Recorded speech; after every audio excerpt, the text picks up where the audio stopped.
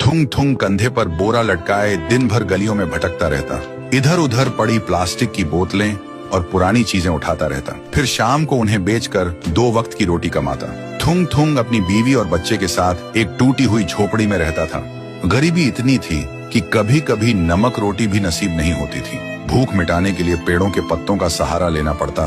फिर भी थुंग थुंग ने कभी चोरी का सहारा नहीं लिया। एक दिन थुंग थुंग थका हारा श्मशान के पास बैठा था। शाम ढल चुकी थी और हवा में जले हुए लकड़ों की बू थी। तभी उसे मिट्टी के नीचे से हल्की सी रोशनी चमकती दिखी। वह धीरे से उठा और मिट्टी खोदने लगा। कुछ ही देर में उसे जमीन के अंदर से एक पुराना सा लोहे का घंटी वाला दिया मिला। जैसे ही उसने उसे उठाया, एक भारी आवाज गूंजी, जो भी इस दिए को जगाएगा उसकी हर इच्छा पूरी होगी, लेकिन बदले में उसकी सबसे प्यारी चीज चली जाएगी। थुंग थुंग का दिल जोर जोर से धड़कने लगा। वह मन ही मन सोचने लगा, सबसे प्यारी चीज मतलब क्या?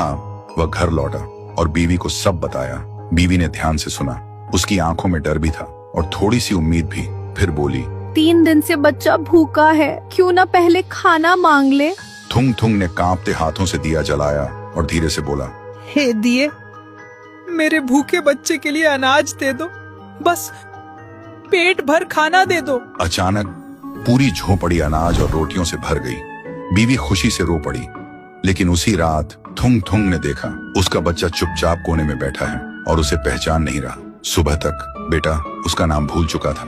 थुंग थुंग टूट गया, लेकिन घर में अनाज था और भूख खत्म हो चुकी थी। उसने खुद को समझाया, बाद में बच्चे का इलाज करवा लूंगा। फिर उसने सोचा, एक और बार इस्तेमाल कर लेता हूँ। इस बार उसने मांगा, हे दिए, पक्का मकान और दुकान दे दो। पलक झपकते ही टूटी झोपड़ी की जगह एक सुंदर पक्का घर बन गया और बगल में भरी हुई दुकान खड़ी थी। थुंग थुंग खुशी से बीवी के पास दौड़ा, लेकिन उसने देखा उसकी बीवी पत्थर की मूर्ति बन चुकी थी।